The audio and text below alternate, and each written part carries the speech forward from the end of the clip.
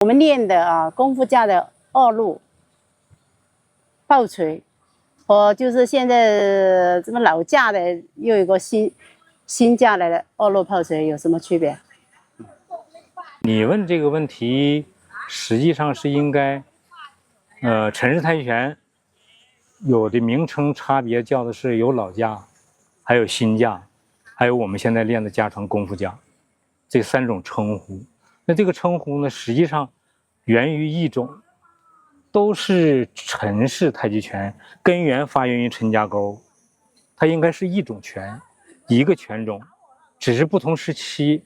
人们为了区别区分，才叫出了老架、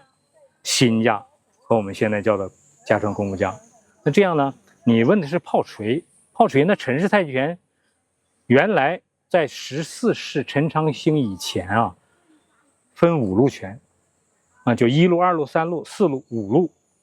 那么从陈昌兴以后定式为2路拳，就是陈氏太极拳的1路和2路，2路也叫炮锤。那么我们所说的新架也好，老架也好，还是家传功夫架也好，都分1路和2路，都有炮锤。那么练法呢又有差别，就包括我跟你说一下，弄明白了陈氏太极拳的老架为什么叫老架，为什么又叫新架，为什么又叫的家常功夫架，你就知道它那个1路和2路之间为什么有细微的差别。实际上应该我说的是1，它不是2我什么就叫1呢？就是因为根儿是一个，本来不应该分出来叫这么多名称。陈氏太极拳现在应该正统的从陈家沟传出来，现在目前应该分2种称呼，一个应该叫大架，就是我们现在练那个功夫架，也属于大架太极拳。不管是新架、老架还是功夫架，都应该属于大架太极拳。陈家沟现在还有第2种是小架，我们就是说把陈氏太极拳分成种类的话，目前就应该分成大和小，大小架之分，没有新老之分。那么这个新老和家常功夫架名称怎么来的呢？它是这样的当初从陈家沟传拳，因为陈家的拳不外传，那陈姓的拳都传子不传女，那更何况是外姓了。但是从14世陈昌兴以后，他传承外姓的杨露禅了。那么杨露禅呢，把这个拳带到清政府清朝宫廷里边传开了，现在演变成杨氏太极拳。那么也就是说，从14世陈昌兴开始，已经把这个太极拳传给外姓，传外了吗？他正常是传内的，不传外，那已经往外传了。那这样呢，太极拳从杨露禅的开始，遍布全国各地，把太极拳从陈家沟里传出来。那么我们陈发科公，他是1928年到的北京，就从陈家沟里直接到北京了。到北京以后，再就没有回过陈家沟。那么沟子里边，就是从那个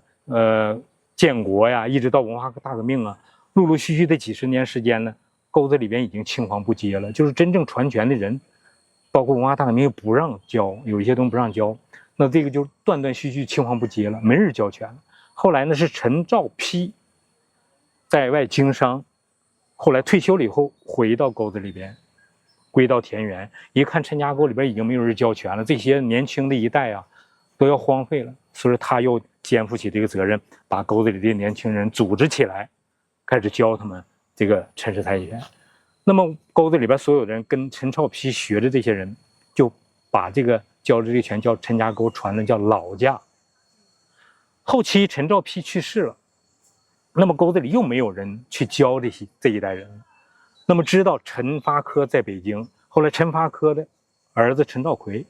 也在北京，那时候知道很厉害，把他又请回河南陈家沟。把陈兆奎请回陈家沟以后呢，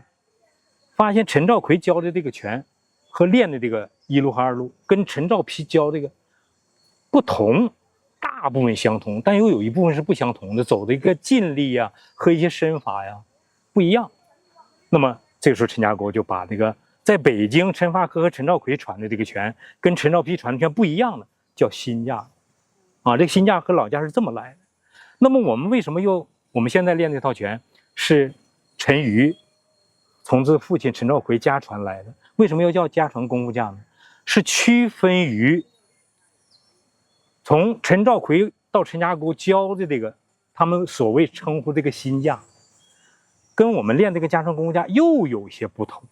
你看，同样是一样陈兆奎教的拳，但是在演变过程当中、传承过程当中又有差别，又不一样。所以说，为了区分，这样的我师傅陈瑜把我们现在所传的这套拳叫家传功夫架，就有别于新架。实际上跟新架是一套拳，但是练法身法又有很多细微的差别，又不一样。拳谱都是一样。对呀，有时候看他们发劲的不一样。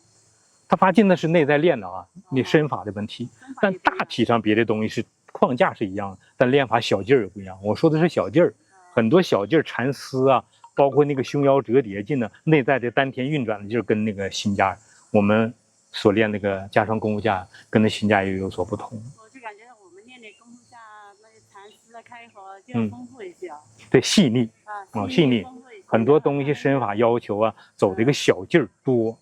就是很难学又不好练啊，就是难点就在这儿。所以这样呢，我们只要把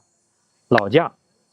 新架和家传功夫架它这个名称怎么来的界定的，为了区分，所以这样呢，我们就弄懂了，就知道你说一路、二路是怎么回事，二路跟那个老架的一路和新架的二路有什么差别。我们练那个泡锤跟所谓的新架泡锤又有什么区分？这样就好区分了。实际上，我说白了，根儿是一个，练的拳本来就是从陈家沟传出来陈氏太极拳，这是一。你不管叫新架、叫老架，还是叫家传功夫架，它都是根儿从一个老祖宗传下来的。只是我说举个例子来说，叫一母生九子，九子各不同。那虽然说一样样传的拳，慢慢每个人的体会又不一样，